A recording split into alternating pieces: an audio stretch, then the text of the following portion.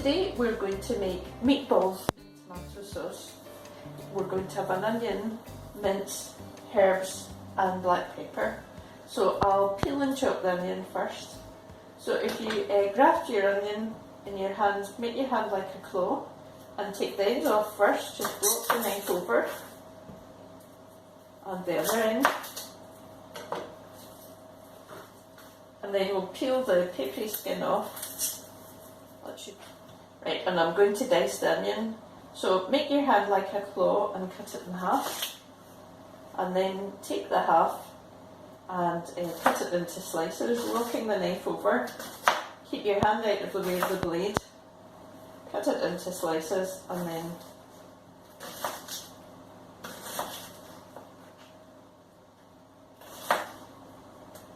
you can chop it quite finely for the first half of the recipe. Right, I'm going to put that into a largish bowl. Into a bowl.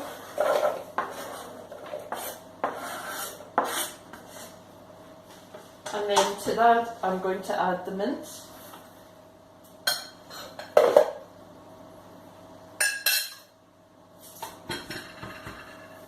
Some black pepper and about a teaspoon of mixed herbs.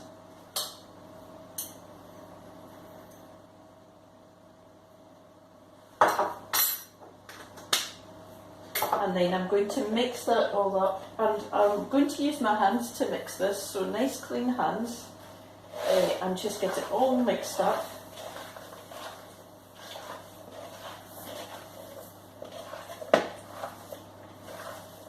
And just mixing the onion, the herbs and the black pepper.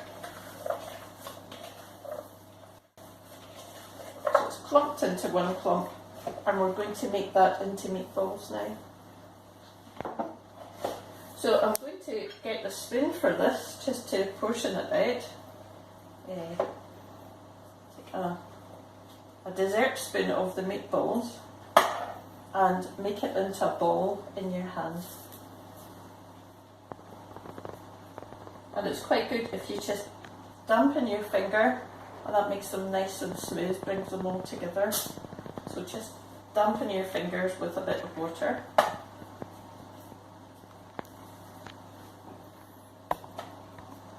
And put them on the oven tray, and we're going to cook these in the oven.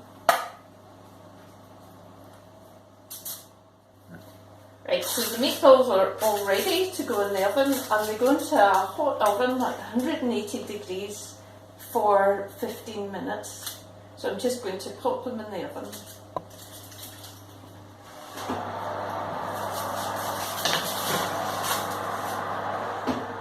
Right, while the meatballs are baking in the oven, I'm going to make a tomato sauce, so we can serve the meatballs in a tomato sauce. So we'll finish cooking them off in a tomato sauce. And for the tomato sauce, we're going to use a tin of tomatoes, another onion, some herbs, and you can either use fresh garlic or garlic paste or garlic powder. So I'll use some garlic powder today. So you just need just half a teaspoon of that. So I'm going to chop the onion again. Right, so I'll just turn the gas on the pot, just let it heat up a bit, and then I'm going to add a dessert spoon of oil, and I'm using rapeseed oil today. So adding the oil and just letting that warm up a bit, but not too much, you don't want it sparking. So swirl it over the pan, just going to turn it down a bit, and then I am going to add the onion.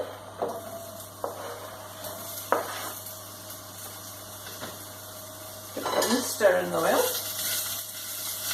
and then I'm also going to add some garlic powder or granules to that, so about half a teaspoon,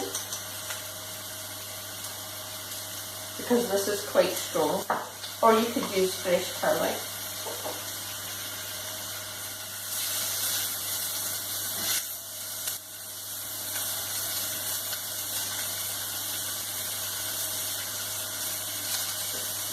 and I'll add the herbs to that.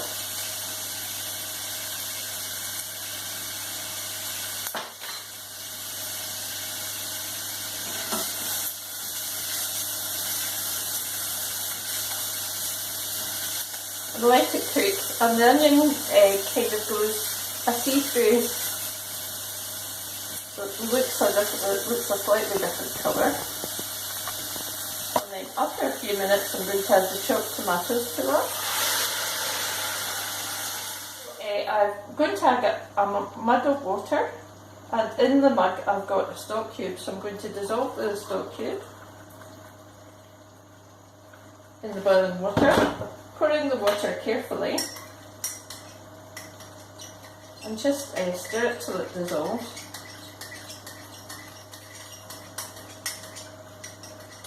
And add that to your tomato sauce. Give it a good stir. And then I'm going to add about a dessert spoonful of tomato puree.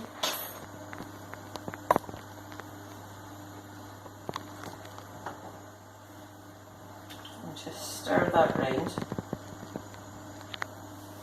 Put the lid on, and I'm going to bring that to the boil, and then once it comes to the boil I'm going to turn it down and cook for about 20 minutes. The meatballs have been in the oven for 15 minutes now. You can see they're nice and brown. So I'm going to take them out, and we're going to add them to the sauce and then cook them for another 10 minutes. So very carefully put them in the sauce. Just be careful you don't burn yourself. Just add them all. Last one.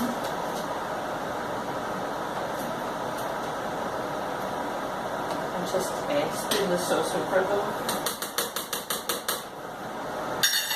Put the lid on, so simmer for another 10 minutes, and while these are simmering I'm going to boil the water for the pasta. Our water has now come nicely to the boil, so we're going to add the pasta to that.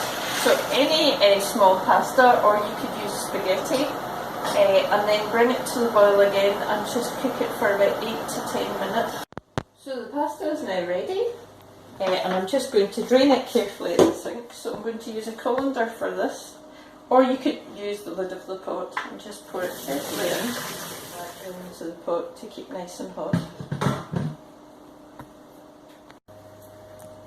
Right, our meatballs are now ready, as is our pasta, so I'm going to serve some out and you can see what it looks like.